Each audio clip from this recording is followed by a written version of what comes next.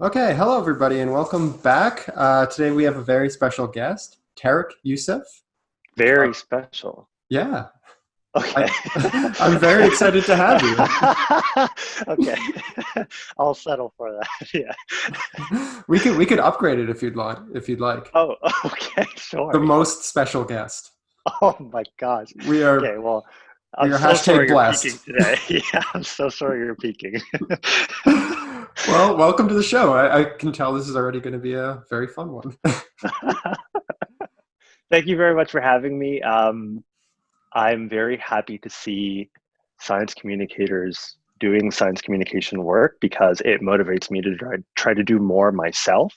And especially seeing people doing it in Canada is nice because although we're probably a lot closer to some of our American neighbors, just because you're in Canada, I feel like you're next door, basically. It kind of does feel like that, right? Yeah. Well, maybe for the audience, we're in a different time zone, so you are not one of the super close neighborly guests that I have.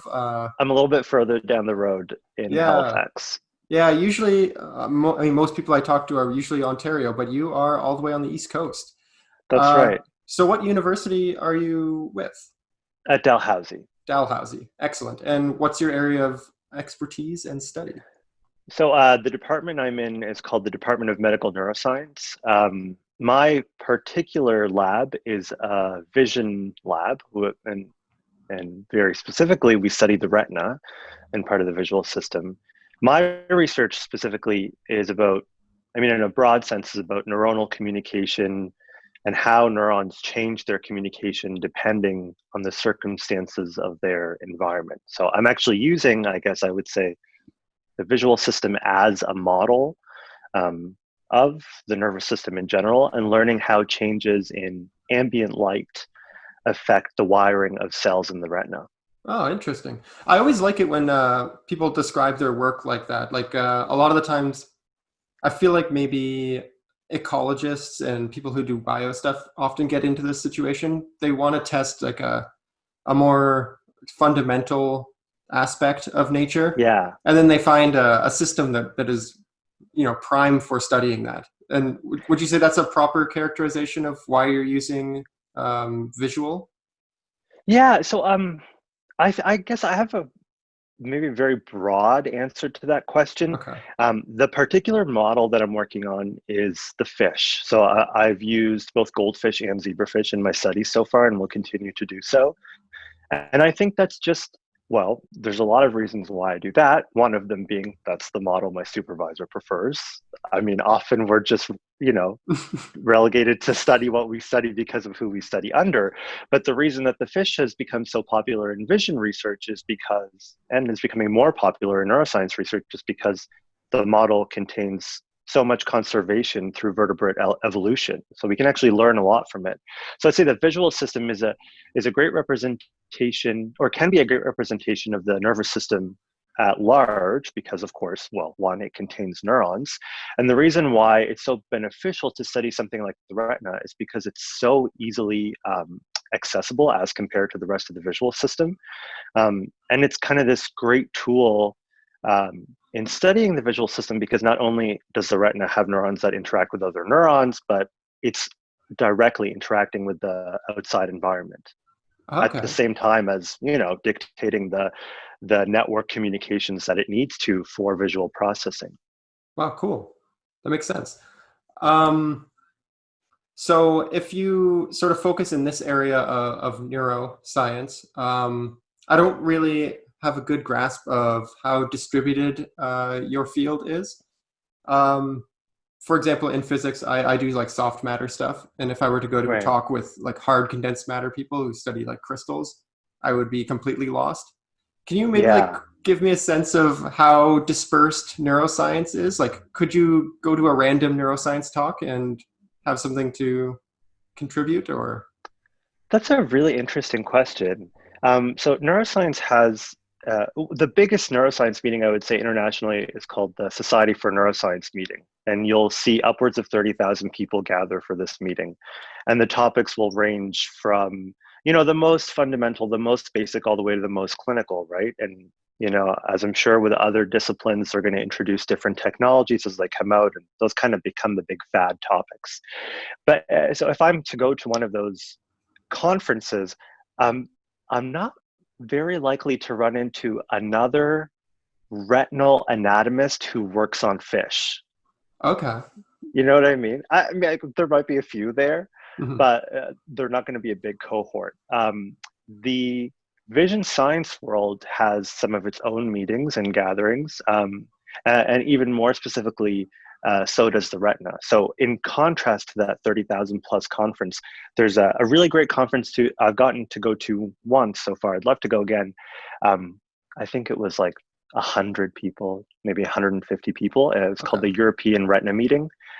So I'm assuming there's like soft matter meetings that are Yeah, much yeah. smaller than big physics meetings, right? Yeah, and certainly within soft matter, things, spread out crazy where, even at a soft matter convention, I might not know the majority of what's going on. Right. Well, and yeah, that's very similar with me with a lot of the Okay, neuroscience meetings. Yeah. cool. When you go to these, when you went to this retina meeting, was there sort of like did people who work on certain animal retinas hang out with those people? Was there like, did they sort of, So because it was so small, it kind of felt like camp. So it was so okay. small that there was only one talk on at the same time. So we all went to the same talks together, and we all went to the same poster session together. Ah, okay. Um, so it was the only I don't know, but if you've ever had a conference experience like this, but it was the only conference experience I've had, international conference experience I've had that felt so communal. Right, okay. That's You know what I nice. mean? Yeah. Yeah, yeah. Yeah, certainly compared to like the big giant ones, the 30,000 or 10,000 or whatever. It seems, in my experience, you just sort of hang out with your group. You'll Yeah, break off occasionally to talk with some collaborator or something, but that's cool. That's nice. Um, exactly. so that's what you do. That's your quote unquote day job. But you are heading on, I guess, not heading to, but Yeah. participating in ComSciCon Canada. So Yeah, that's right. So this is a science communication conference.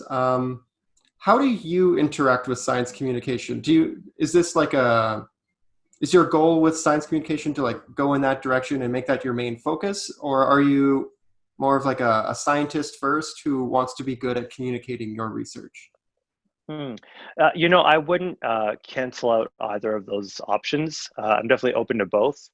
Um, I, science communication for me always seems like such a great opportunity for me, not only just to like practice disseminating information, but I get to both start and engage in conversations that other people are having, so I can learn from other people, or I can even just like, I don't know, the world of science can feel kind of lonely sometimes. Is that just me? No, um it is yeah, not. so I can like, today, like for example, I'm very, very excited to meet you and talk about the work that you do as well, because sometimes it feels like, see, I told you there'd be a cat. Oh, Sometimes it feels like there's there's not as much space for us to engage together, you know what I mean?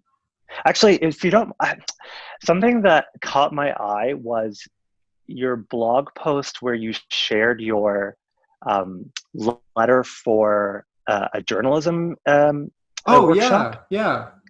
So in it, you talked about how in science communication we often are targeting audiences within our same bubble.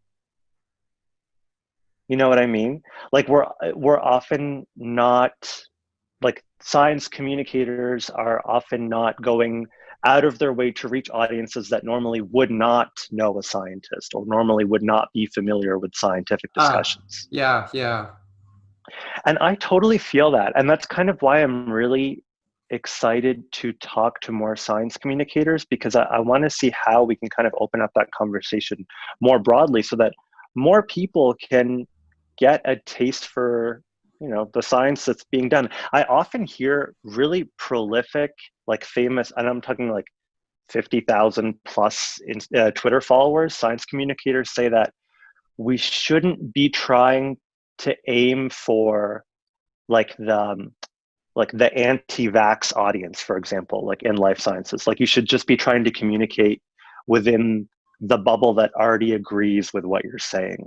And I kind of struggle with that. Like I see these people obviously as, these science communicators that are doing very well as like the reputable source, but I don't know if I necessarily agree with that take. I don't know. How do you feel? Yeah, I'm a little conflicted. I think it depends on what the goal of the communicator is. I think you definitely have to engage with people who are not super interested in hearing your side of it differently than the people who are already kind of excited. And Yeah, and I definitely don't mean like starting turf wars or oh anything. yeah, Like I'm yeah, for not sure. interested in that at all. I'm I'm just thinking, interested about like communicating facts. yeah, I'm thinking that maybe the point to take away from those sort of statements is that the way you speak to one party versus the other party is going to be so drastically different that Mm. it's probably not worth trying to address both in the same medium. That's an interesting bit. I really like that. Yeah, I'm sure there are different ways that we can try to engage both the already engaged communities and the under engaged communities. I just don't see how completely isolating people Yeah, that don't appreciate science is helpful. yeah, that seems very backwards to me. So that's one of the things why I'm really drawn.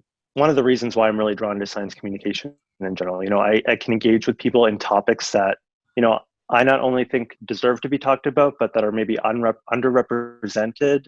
Hmm. Discussions of like privilege in science, or even the intersection of things like fundamental neuroscience with like social equity and health.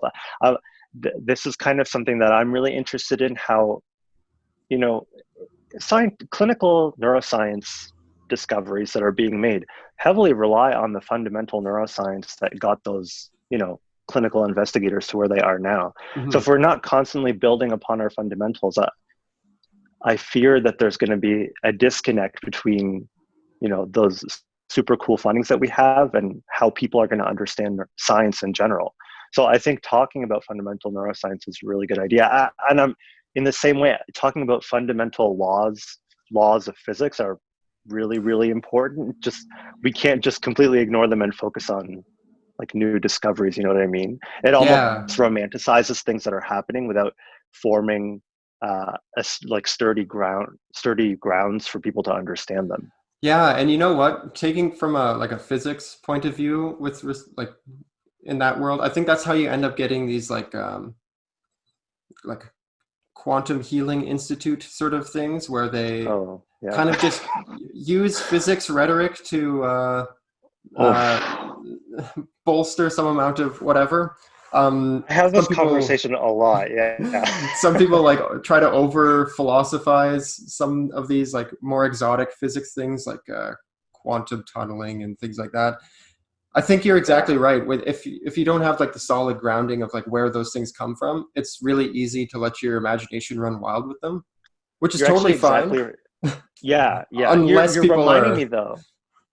Sorry, so go ahead. I was just saying, unless people are using this to try to trick you, and that. I'm just getting amped up because you reminded me exactly of a point where, people can say these things that sound vaguely scientific, but if you don't have the background to try to decipher whether or not it's a fact, then you can Mhm. become confused, kind of like quantum healing or, you know, a lot of the misinformation about COVID-19. If you say something kind of vague like, we need to disinfect our blood, someone who's not familiar with, immunology or microbiology or human biology might say, I definitely don't want infection in my blood. So that part makes sense.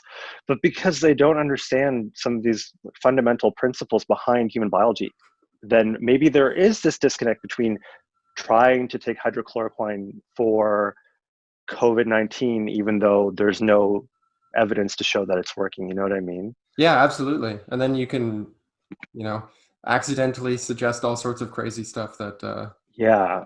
you don't really intend to suggest.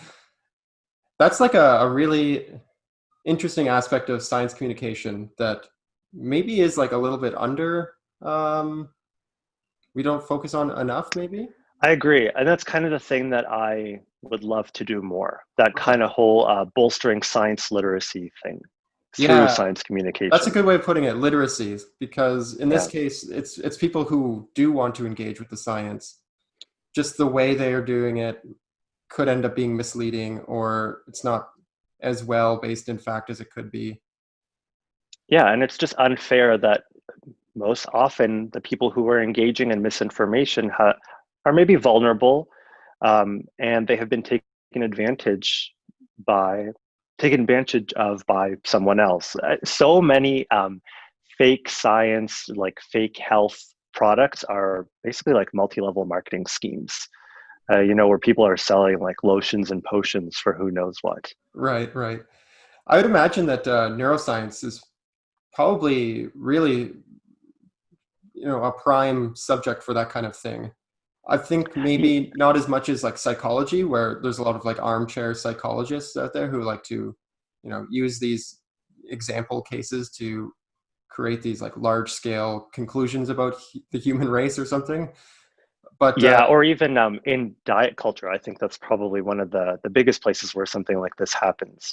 Fad diets or mm, um, really really short and glib messaging about how we should be taking care of our bodies or what foods are evil, for example. Um, and definitely neuroscience is a big culprit of that too. And studying vision, I've been noticing how much misinformation there is about, like blue light glasses, blue light blocking glasses are becoming very popular now. Um, uh-huh. and there's a lot of vagaries about, oh, it's going to be anti-cancerous and protect your health and protect the atrophy of the eye and so on. But obviously, there's no evidence of that at all. Right. Actually, that's something that I've only just started to see around, and I haven't really dug into the claims or the facts about that. Do you have like a 2 minute debunking Yeah, slash elevator pitch for them? sure. So, what I'll tell people who are going after the claim for headaches or migraines or eye irritation is that it's not the specific wavelength of the screen. And I'm specifically study blue light. I studied the blue light detecting pigment melanopsin. And from what I've learned, it's not the wavelength, it's the amount of time that we spend at screens makes us blink less. So that's one reason that our eyes can get irritated. We're also just using screens that are emitting light for a very long period of time. I'm very embarrassed at the time that my phone is telling me that I'm using it every day because we're home for quarantine. Everybody's self-isolating, basically. I turned off my And Instagram reminder thing. I used to have it set at yeah, like an hour or something like I don't that. need to know. Yeah. 9 a.m. You're at an hour already. It's like, It's fine. I'm home. Like, it's fine. It's the length of time and the lack of blinking, both that are really contributing to headaches and fatigue and things like that. Blue light blocking glasses, yes, are maybe going to block the blue wavelength, which is going to disproportionately activate melanopsin pigments that are definitely sending signals about our sleep wake rhythms. okay. But turning off um, devices, an hour, 2 hours before we go to bed, sleeping at a good time, waking up at a good time, getting a good sleep are definitely going to contribute to our health way more than blue light blocking glasses are. You can't buy the blue light blocking glasses and use your devices for the same amount of time and expect there to be a difference. Oh, You might shoot. get a placebo effect, which in fact, I'm not against. Hey, Maybe if it works, placebo then effects help a lot of people.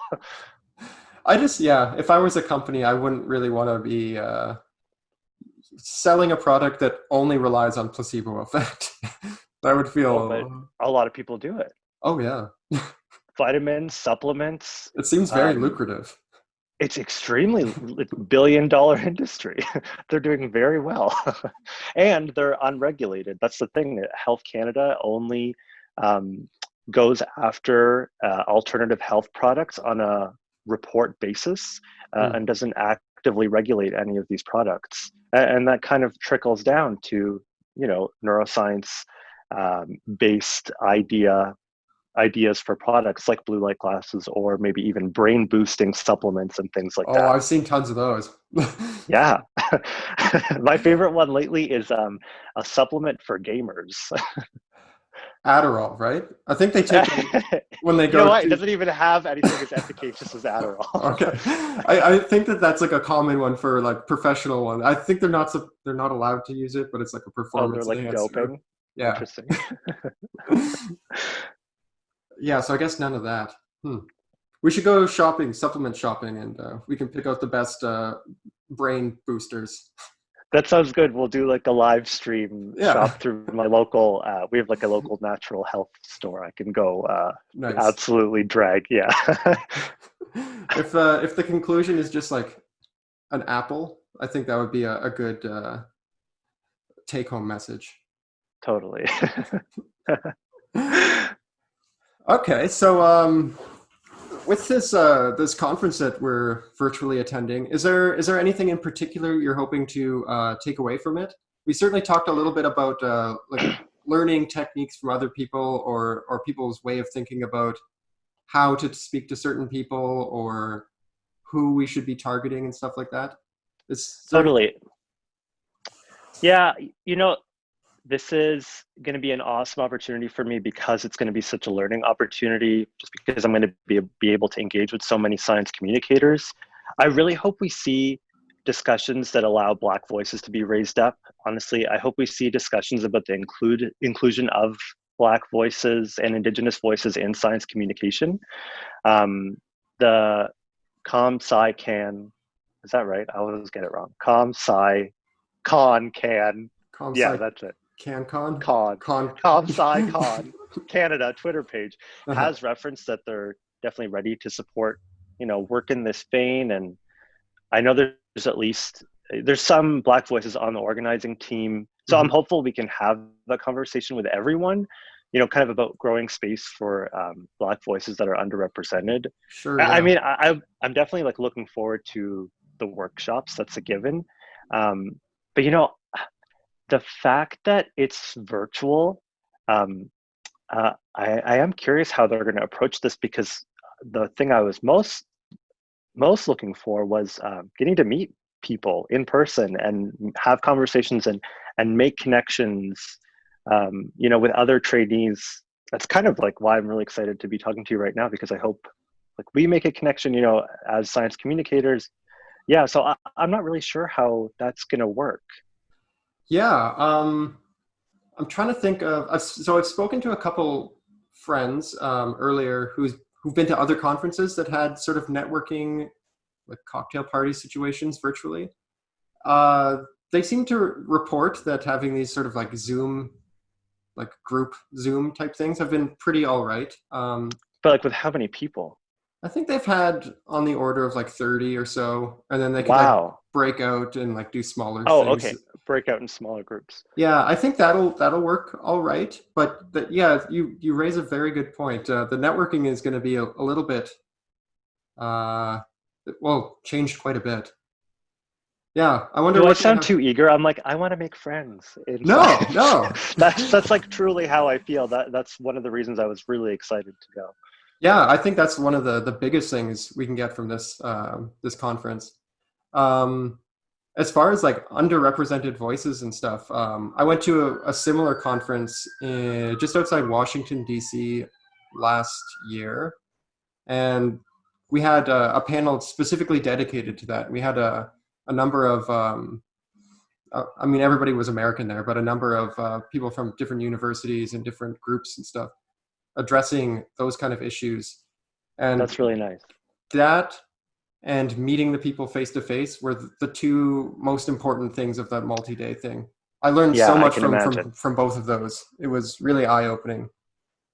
Yeah, that makes complete sense. Yeah, I have total faith in the organizers, and I trust they'll find a way to make it work. Yeah, there's resources all over the place. I'm sure they'll do something great, put something together for Totally. us. Yeah, I think it's not only, do we get to meet people to, network with and collaborate with in the future or something like that, but I think really just like it's nice to be able to foster relationships with people that have, similar goals. It's Yeah, almost like having your cohort of students in your department. This is like I want a cohort of students in science communication. by virtue of you going to this conference, I'm assuming you're like the science communication guy in your department, or Um, are there more of you? I think there's more. Yeah, Okay. there's a lot of very active students at Dalhousie. I'm I'm a part of a group called the Open Fink Initiative at Dalhousie University. So it's a group of PhD students um, who are, actively using their expertise in their fields. And one of the main goals is to use that expertise to communicate to, the general public. So one of the ways that we do that is through blog posts. So these 10 PhD students were all releasing blog posts regularly this year, drawing on our discipline and talking about, you know, whatever it may be. So the first one that I wrote was about the neuroanatomical substrates for resilience and trauma, because I was really interested in discussing how trauma might be manifesting, during the pandemic. And unfortunately, there was the recent massacre in Nova Scotia. Hmm. So that was kind of really on my mind. And I hope this doesn't sound, I guess, or crass. Sometimes I find when I learn about the science behind something, it makes it a little bit less scary for me. Sure. Yeah. Um, so that's just one way that, I was able to like go through the literature and learn about trauma and resilience. I thought that was very interesting, and it felt a little bit empowering. Anyway, so I hope to continue doing little posts like that as we go along. Yeah. That's an interesting point that you bring up. Kind of like taking something that is scary and uncomfortable and picking it apart within your domain. You sort of like take it into your world and you're able to be a little bit more comfortable around it. Totally. That's I want to think about that a little bit more. I Yeah, yeah, like that. yeah. That actually kind of threw me off in terms of what we were discussing. Oh, yeah. We were just discussing, you know, people at Dalhousie being science communicators, Ah, and right, right, right, right. yeah, yeah. Okay, yeah. The point I was trying to get at, I think, is as far as like I can tell, or from my experience, it seems like people who like really sink themselves into science communication are very passionate about it, but it's not everybody's cup of tea. So, like in my department, I think I'm probably one of the few people who sinks as much time as I do into it. I was Well, you curious. also are just communicator like AL, like at large, like you also like host radio show. Like I think that's super cool. So it's kind of in your wheelhouse, I'd say. Yeah, that's hopefully all leading to something communication based once I graduate. But yeah, these conferences are really nice for finding other people like that. You know, Yeah. like Yeah. Yeah. I always think about that, like making those connections. I'm super excited to make them through the conference, but I'd love to even make them on campus more. So you're talking about how maybe you're the only person in your department that's really sort of doing this thing. mhm. That I'm also, so I haven't necessarily been able to approach science communication in a collaborative way with someone on campus. Maybe in the past I've done a few things here and there, but the, I've had to kind of actually it's kind of like family. So well, they're not married, but like my sister-in-law and I have a podcast together. She's a registered dietitian. So we have a podcast called No BS Nutrition, where we talk about nutrition myths, and we both debunk them, and she debunks them from a clinical dietetics perspective. And I talk about some of the, maybe neuroscience or just science in general behind these things. Um, but I really, yeah, you're making me wonder how maybe I can create a stronger relationship with people on campus? Because that, I think, I would assume that would be quite empowering. I mean, you're right there. It's easier to do things together. Yeah, I tried to start like a McMaster science communication group maybe 2 years ago. And we had a couple meetings. It ended up sort of falling apart. But in doing that, I did find people that I could bounce ideas off of. They maybe weren't like writing as many blog posts or like article things as I was, but they were always interested to discuss these sort of That's a things. that's an interesting point. I always find myself too embarrassed to ask someone to like take time out of their schedule to like, do you want to do something cool with me? You know what I mean? Yeah. Because I always think like, oh, you're working on your thesis like everyone else is. Yeah, I think I've just sort of embraced I'm the disruptive person in the lab that's like not really I'm doing, obsessed with who's that. not really doing his work. But my supervisor seems And okay with that, supervisor, so if you're listening, turn it off. I think he's embraced that in me. He's a very accepting dude, so That's I'm really I'm nice. lucky. That's good. Yeah, so actually, I was going to ask if you had any specific projects or yeah, projects that you're currently doing or excited to maybe launch. Um, these sort of conferences seem to be a nice place to either expand projects or launch projects because you'll have all of these people sort of all in the same Right. place. So you have the podcast. Yeah, we have this podcast. I love doing science communication on it. We have a daily our week one of our weekly segments is uh BS of the week. So we kind of pick like a small topic to discuss very briefly before we get to our main topic of the episode. And of course, it's usually centered around nutrition and wellness. And it's so funny where these things come from. So the other week I was doing my socially distant walk and getting Hmm. some fresh air, and I happened to walk past a window. People are doing nice messages in their window because of COVID. Yep. So this person took upon themselves to have a message on their window, and their message was about coherent breathing. Have you heard of this? So it's a fancy word for just breathing really slow. It's basically Okay. like being mindful of your breathing, which is not a Okay. bad thing. Mindfulness meditation is something that's been linked to decreased anxiety. It's something that clinicians are maybe starting to recommend more and more.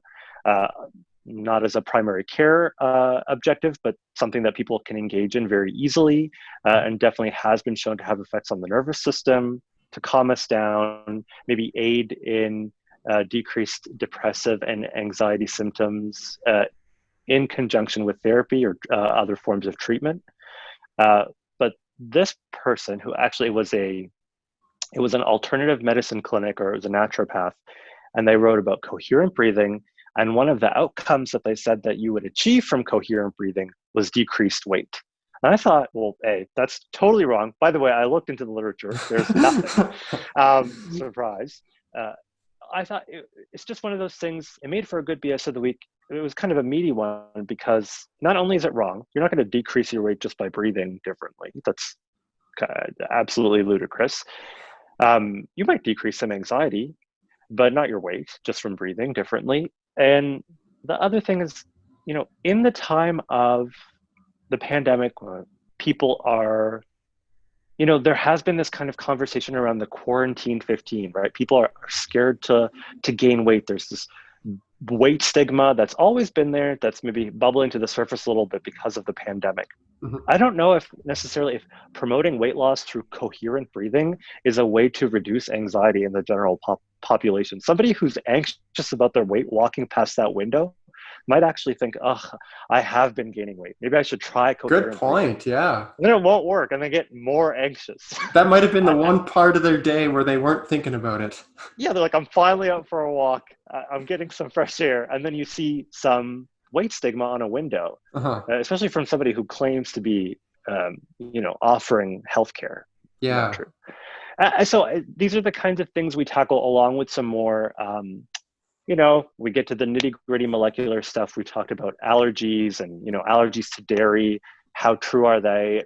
Some of them are, Sure. of Yeah. course, but a lot of people think they have milk allergies when they don't. What's the difference between that and, a sensitivity?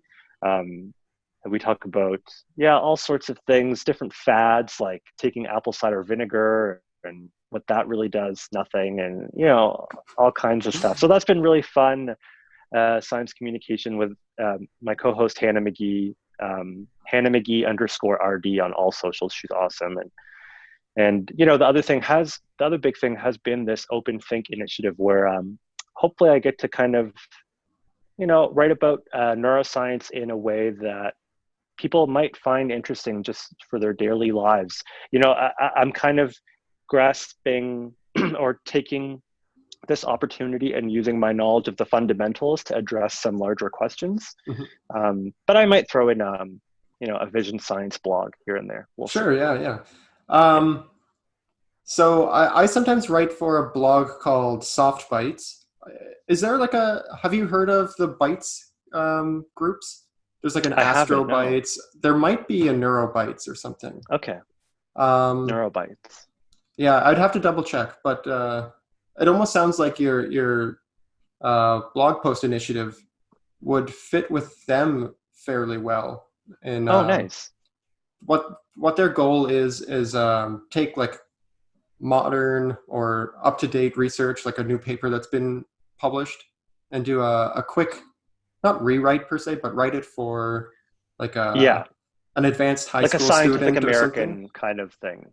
Yeah, so short little bits like that. And it seems like the whole Bytes group is like pretty good at putting some nice stuff together. They might just like provide good topics to think about or I'll check it translate. out. And Thank you. yeah, Yeah, and yeah, also good opportunities to write for other blogs if you're I'd looking for that. love that. Yeah, I really like writing in general. So Yeah, cool.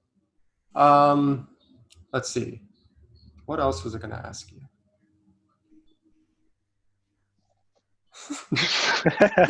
What's your favorite color? green. Nice, good choice. Yeah, I don't know. I'm I think certainly. maybe I'll throw in one more thing.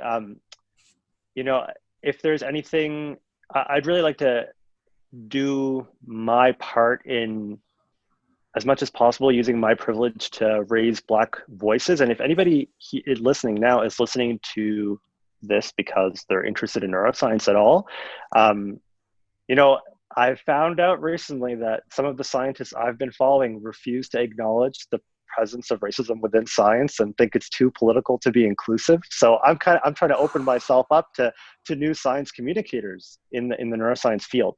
So maybe I'll plug some people that I've started following recently Yes, please. because I Yeah. think their stuff is amazing and they deserve so many followers and I'm loving learning from them. So and if I pronounce anyone's name wrong, I'm sorry about that. But the first one is Yari Javier. So her handle is at JARILDY.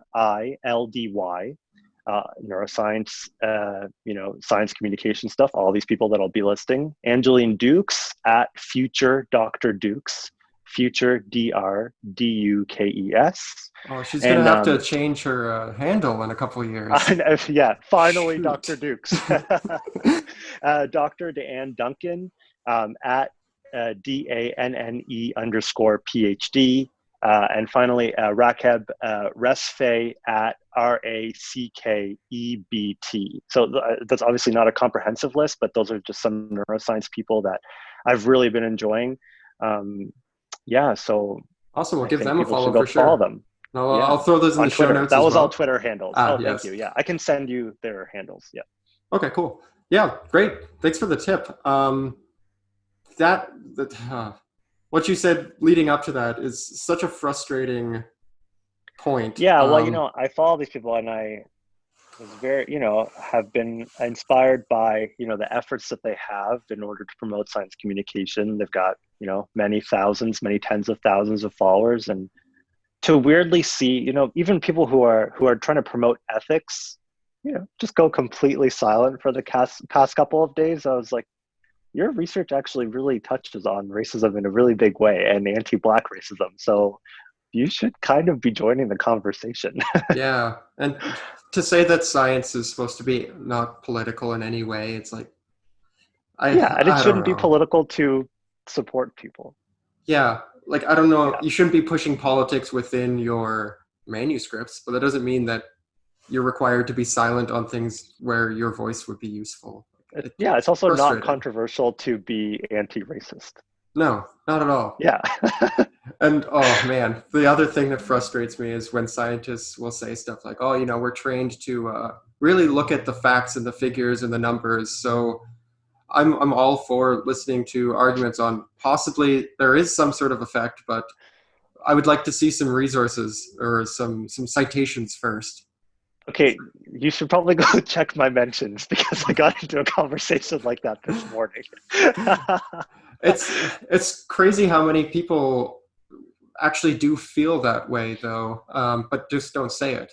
And I think maybe Yeah, a reminder that like it's very that's short-sighted to say that we don't have empirical evidence for the consequences of racism. yeah, We definitely still need to collect disaggregated race-based data. Absolutely, we need it, but we also have lots of evidence, good evidence to show that the consequences are real. yeah. If somebody who studies like race and society were to tell me that, then I would, be a little bit more interested. But if it's like a physics colleague who tells me that, Yeah. like that's not what you study. You don't know the literature. Just Yeah. because you Have you don't know tried about reading it. it? It's like Yeah. if Yeah. this is your attempt of asking for resources and like asking to be, let in on stuff that you're blind to, you did it wrong, but good on Google you. is so free. Like people really need Yeah. to check that website out. Yeah. Actually, that's what I'd like to promote. Google, really free. I mean, they're great. My understanding is when you Google something, everything that comes up has been written by a Google employee, right? Google Oh, okay. Yeah, that makes Google sense. is a giant content producer. Yeah. Yeah, that's right. Awesome. Cool. Well, this has been really fun. I can't wait to. Actually, I was going to ask you about your write-a-thon. How's that coming along? Oh, yeah. So I've actually had several drafts of different SciCon pieces that I wrote for it, Oh, okay. like different ideas. But then as time keeps going on, I keep changing my mind about what I actually want to talk about. Do I want to submit stuff about my research or my other scientific interests or reflections on science communication in general? Because it seems like the prompt is very broad. We can talk about kind of Yeah. whatever we want. So it's kind of been difficult to decide. How has it been going for you? I don't know what I'm going to write about yet. Um, I'm working on that after we're done here. Okay. I think what I'm going to, since it is so broad and we're going to be getting a lot of feedback from a lot of people, I think I'm going to try to use it to write something that I wouldn't normally write, Oh, I love that. like in a style that I'm not necessarily comfortable with. Like, I think I'm pretty all right at like translating science, hard science into something easier to understand. Sure. Maybe I can tackle something that's a little bit more like first person-y or like narrative in a way. Oh, I love that. Okay.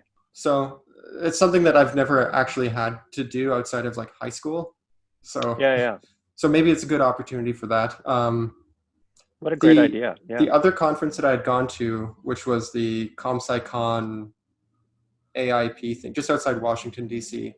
They ended up having a group of like professional editors for different publications come in, which I didn't know ahead of time. Um, and they were actually kind of soliciting and looking for pieces Okay.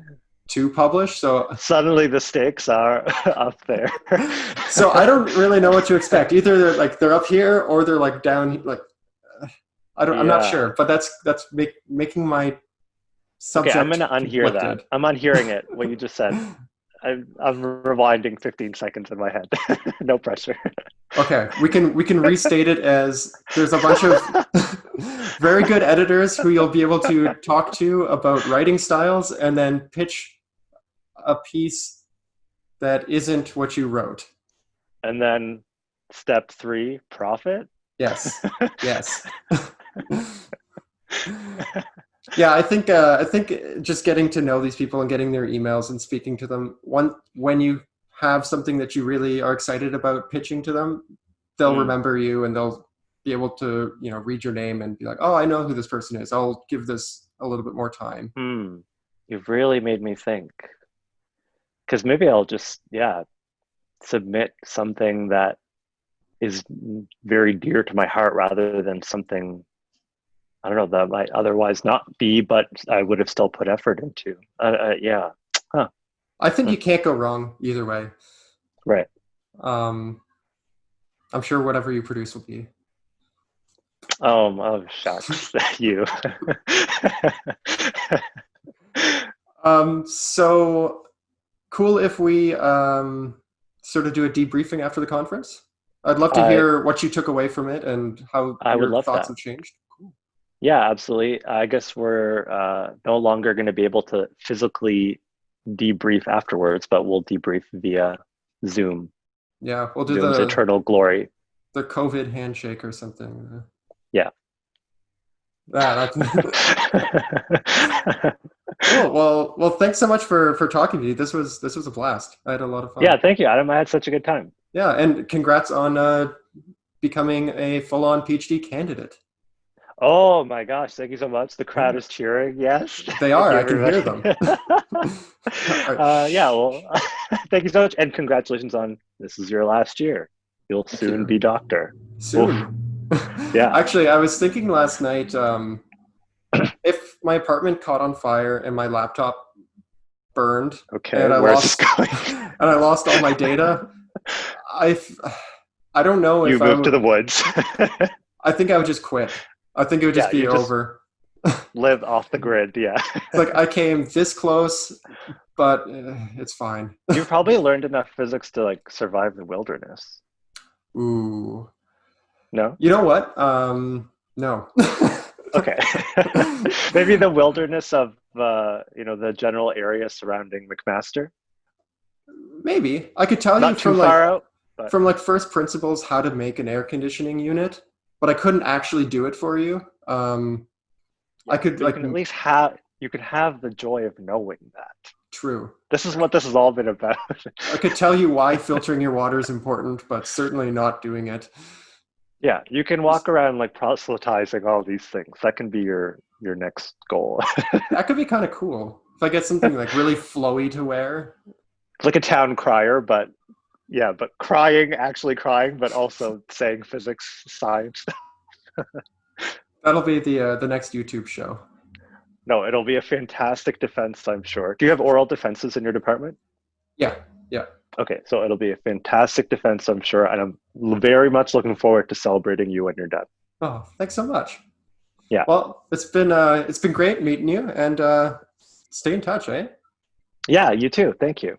Great. All right. Have a good day, eh? Yeah, thank you. You too. All right. Bye.